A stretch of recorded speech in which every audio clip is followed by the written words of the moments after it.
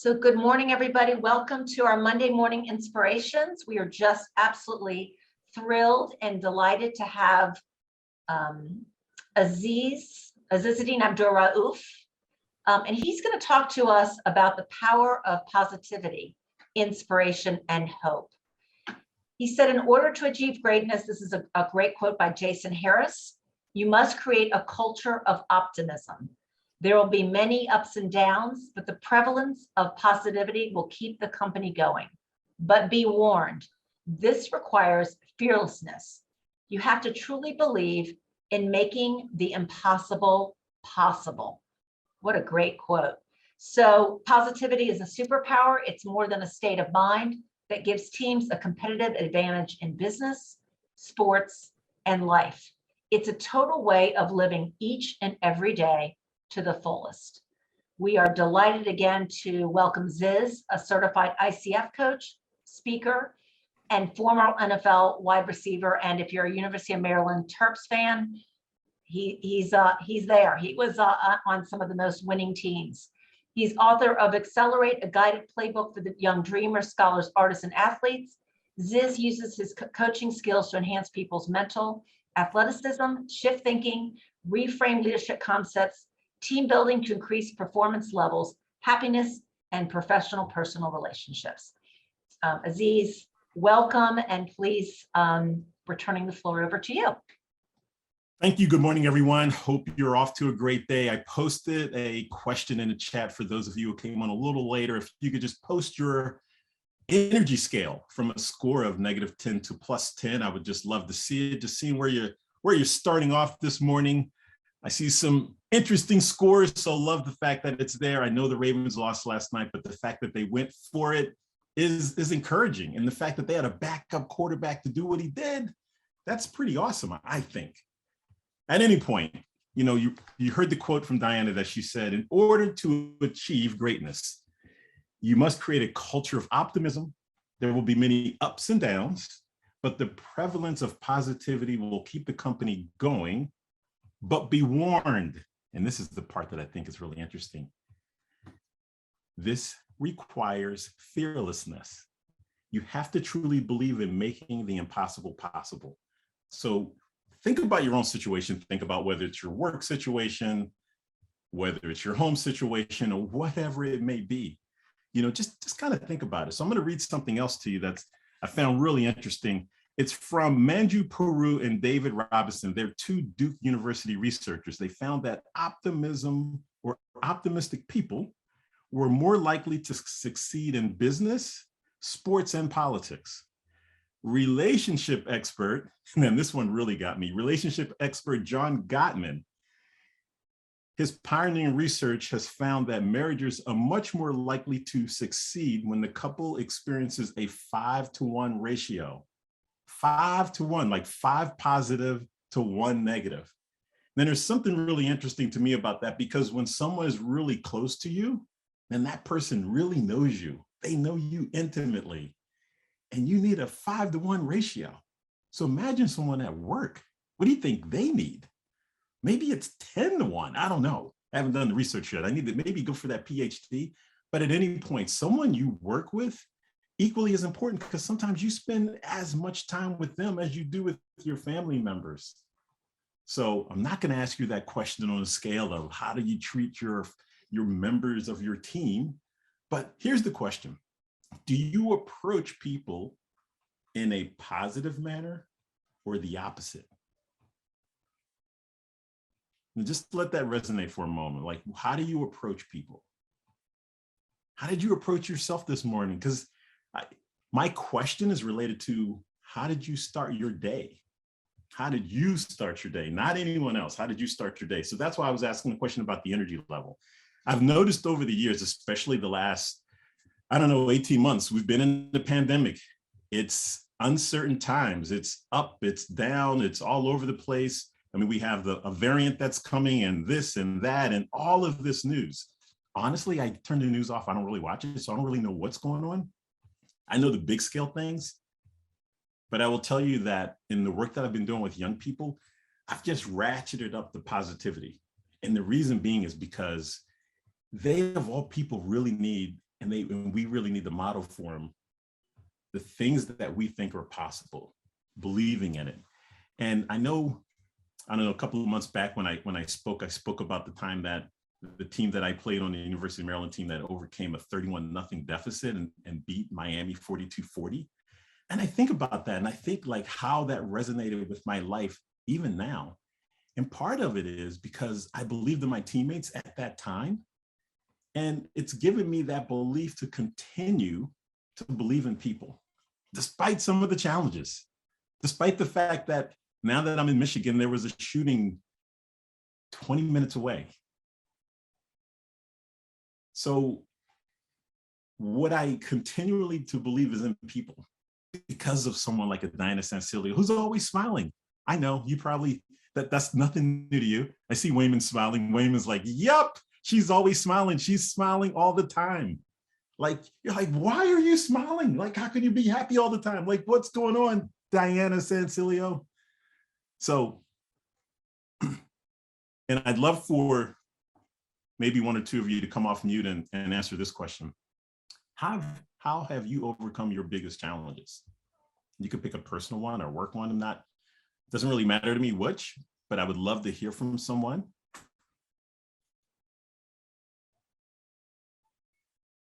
I see some scratching of the head. Is anyone going to volunteer? Remember that fearlessness thing I said? We need someone to take a stand. Come on. Can I call on someone? I'll answer. Okay, thank you. So you said, how have I overcome like my biggest challenge? Yes. I guess kind of looking at any challenge as it's not that big. Kind of looking at everything like it's not that hard, it's not that big, and I can overcome it.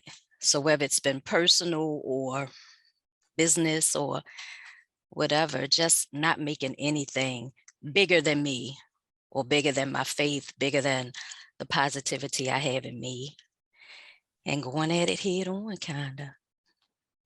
Thank you, Gina. I love that approach. Go ahead. So I had a challenge. Some of us last year, we were planning our annual diversity event, and different rules and processes change, and typically it's the whole company there in person. So we had to really switch things up, and we went with training people on healing-centered care, and it was online. We had to get a team, but we all worked together. Our planning committee team, we were able to get support from people all over Gilchrist, and we had enough facilitators for the small group. And at the end of the day, 230 people were trained, 230 team members. That's great. The power of people. And that's the other part. So sometimes I don't think we realize how much of an impact we have on each other. Just someone walking down the street smiling, just someone saying hi. Just the other day, I don't know if it was TikTok, and trust me, I have an account I've never posted. It's still kind of weird to me, but they showed someone driving by in a car and seeing someone go, just hi. Oh my gosh, you look so great today. And just making compliments. And the people, when they heard it, they lit up. Now, first, sometimes you see someone and all of a sudden they're like, whoa, why is this person talking to me? Like, New York City. Why is this person talking to me? You shouldn't be talking to me. And then they're surprised.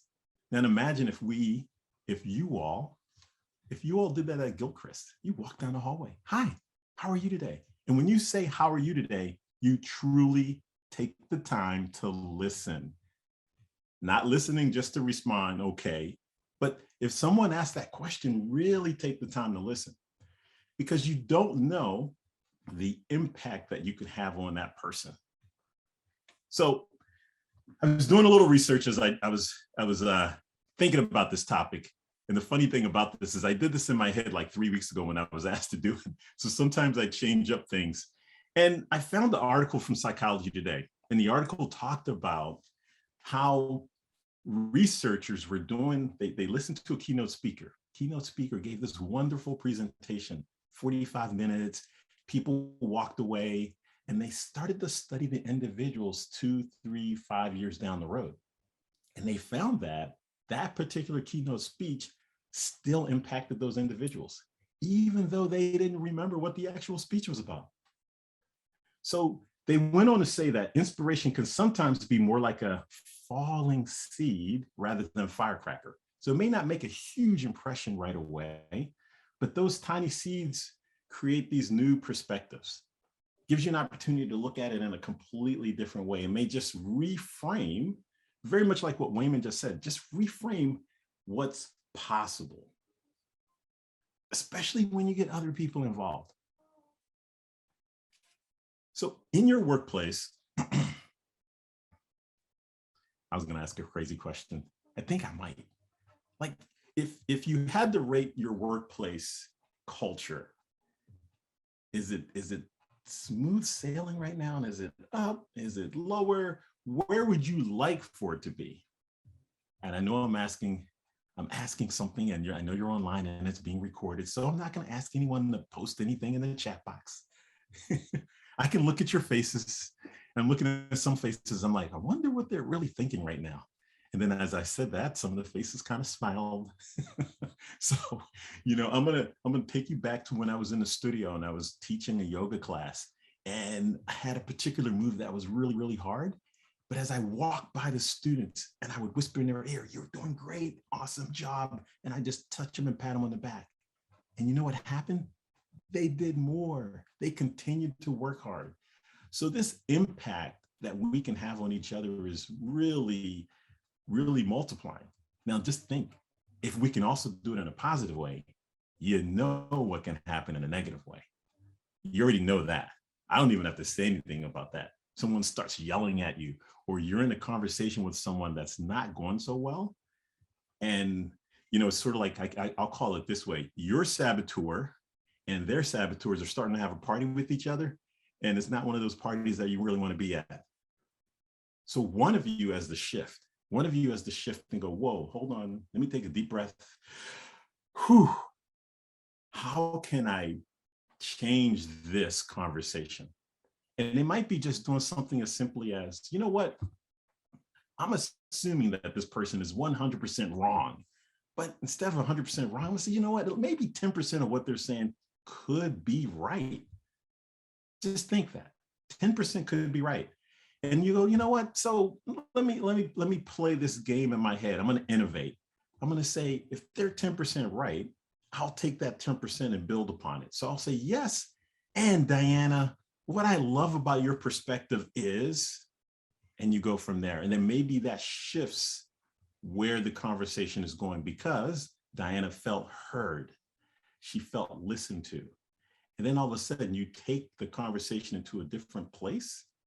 And then hopefully from doing that, you completely shift where that conversation was going. But the reason why I say the saboteur piece is from positive intelligence.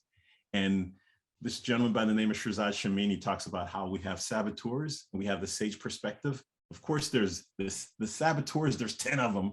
The sage is only 5. And the saboteur's judgment. Has anyone ever judged anyone or judged a circumstance where you see someone walking down? I know this is part of the diversity. You see someone walk in and you're like, oh my God, this person. Oh, I'll give you a great example. A couple of weeks ago, I was given a DEI training at a company on site. First time being on site, we're all masked up, hard to see people's facial expressions.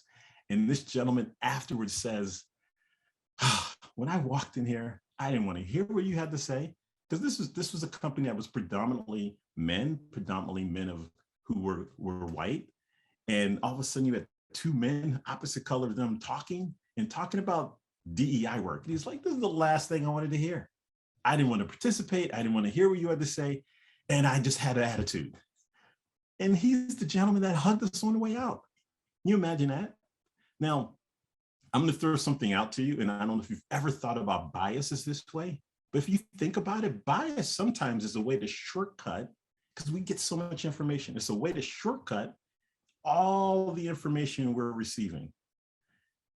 And when you think about it that way, it's like, oh, okay, so if this person, I'm just going to do an easy one, a really simple one. This person looks this way, fits into this category, is this, then maybe they're like so-and-so from my past. But here's what's really important is you have to build upon and open up the book a bit more on the person you just met. So you just don't go off of what you think your bias is. Now, one of the things, going back to that example about the gentleman at that workplace, we had to check our biases at the door, and we'd leave those things behind. And we went in with a really open mind. And I think our energy is really what impacted this gentleman. The reason why I say that, and I say this to young people all the time, your energy arrives before you do. Unknowingly sometimes. So I don't know where you are now. If you were to check in again and put your number down, I think somebody was at a 4. I hope you didn't go lower than a 4. I hope the 4 was your set point, and maybe it went up to a 5.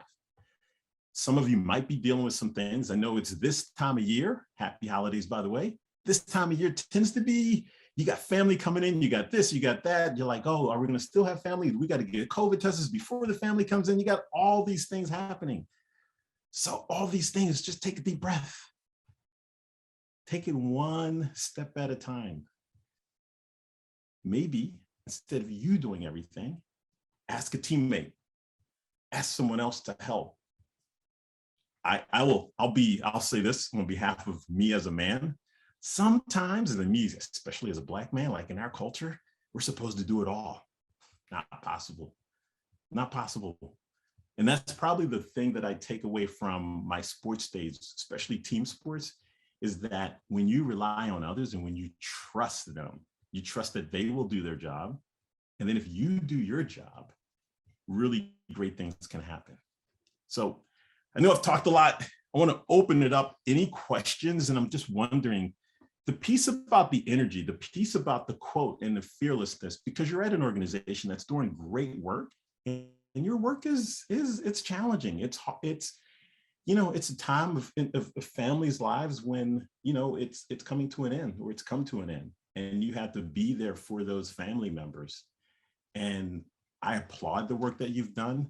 I've had an experience of volunteering at a hospice facility, so I get the picture. I've actually volunteered at a couple of Gilchrist events as well. So it's great work that you do, and we need you all to be at your best because of the work you're doing. So thank you for all that you do. I'm curious in regards to who is going to be the fearless advocate within Gilchrist. Any volunteers? I see lots of smiling faces, which is really encouraging. Any questions? What do you mean by the fearless advocate? Could you say a little more about that? Yeah, so I didn't, the quote, the original quote, and the quote that Gina posted and shared with everyone. Fearlessness and taking that step within the organization, saying, hey, you know what, I'm going to be the person that's going to lead the positivity charge, or the optimism charge, or the inspiration charge. Despite my direct report being, chirping at me, that report didn't get done. Why didn't you get that report done? What's going on with you? Despite some of the things that might be happening in your home life. So I'm just asking, who in your company would be willing to say, hey, you know what? I think this is this guy. You know what he said about this whole optimism and positivity. Let's do something about that. Let's smile more at each other. Let's say hi. I don't know what it might be in your organization. You know best because you all work there. So it would be somebody willing to take that on. And it might be a crazy idea. You might pivot and go to another idea. So Wayman, I'm not sure exactly what it would look like, but the thing I do know, it's going to require courage from someone. I think there's a lot of folks here that I can think of, even some on this call, that are like that positive voice, that person always moving forward, trying to instill positivity. I'm not going to call any of my colleagues out, but there are definitely some positive folks, and a lot of people that have done real great work with the Diversity Council and other parts of the company. So awesome. Well, I am going to shout out somebody, and you mentioned it. Diane has been consistent since day one when I started here. I'm like, she comes in every morning with the most pleasant attitude, and everybody is precious and gorgeous and hi honey, and this is her bubbly attitude. And I think that's genuineness when you see somebody that's consistently like that. So it causes you to perk up as well. So I think, like Wayman said, there are a lot of people that have been consistent, but I know, the people that I see every day in pass, and Diane has been one of those people, and it causes you to just smile and be happy too. So thank you, Diane. I'll say something. There's a manager who's not on this call, so I won't name her, but there's a manager who every morning sends out either something positive or something funny, something encouraging, some praise to her team. And I'm part of that team. And I'm on a couple different teams. So that's one team. And then I sometimes will take some of the funny things, or it will inspire me to go find my own. And sometimes I'll send that out to the department that I'm on, just because I want to make people smile. And it makes me smile thinking that somebody else is going to get a chuckle out of something I just sent. It's a little thing, but I think sometimes it is the little stuff that lifts us. It's interesting. I'm going to call out some of the wonderful families, because we do get really great letters of thanks that are so heartfelt, and we try and share them with the teams that took the time to make the care. And I'm sure that's such a wonderful confidence builder and inspiration for them to continue the work. And we're so fortunate to get those letters. Yeah. Yeah, I think celebrating people, and it could be small, it can be big, however you do it. And I know you do things where you recognize your volunteers, and I would imagine you also recognize employees. But sometimes those little things, on a weekly basis, just a shout out to someone for just thanking them for what they did. I saw John Harbaugh last night. There was one of the players who had not been playing very often and made a really good play. And he made it a point, as soon as that player was coming off the sideline, he tapped his hand. And you'll see coaches do that all the time. There was a coach that just was fired last week. He did the opposite. That's why he didn't last. Urban Meyer he wasn't good. He thought that what he did at the college level was going to transfer to the NFL level. And he didn't do the work to be there and to stay there. He got there, but he didn't do the work to stay there. And I think that's the thing that we all have to ask ourselves is what can we do today and then tomorrow? And just be present for the day. Asking someone, hey, how are you? But really taking the time to really listen. Listening is one of the, to me, that's the real superpower of the world in which we live. Because I think if we did that a bit more, people would be like, oh, wow, they're really paying attention to me. They're really listening to me, even if it's a different perspective.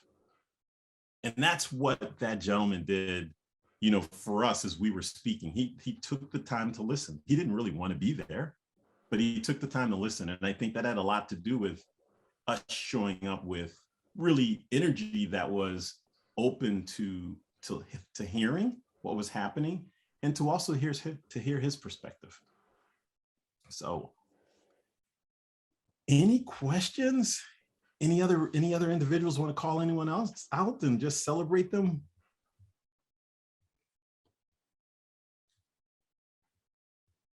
No? I could celebrate Wayman. He's always Mr. Positive. Anything that we're trying to anything that we're working on, and he always has some additional idea, or he's always thinking about how to build the group of us or the community. So he's always looking for creative ways to make something happen. So yeah, absolutely. Cheers to Wayman. And I'll say Miss Patty too. Every time Miss Patty walks past me, she is humming a song. I don't know what it is, but she's always singing.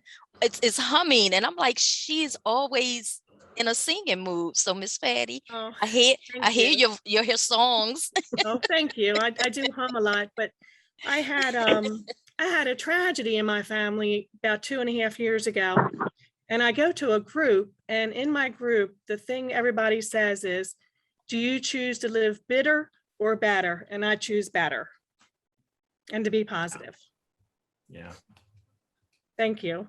I'm going to shout out, I mean, who do I not shout out in this incredible call? I mean, Laurel, all the love and care you provide in your grief work. I mean, the notes that we get about Laurel and her team are unbelievable. How her compassion and her presence.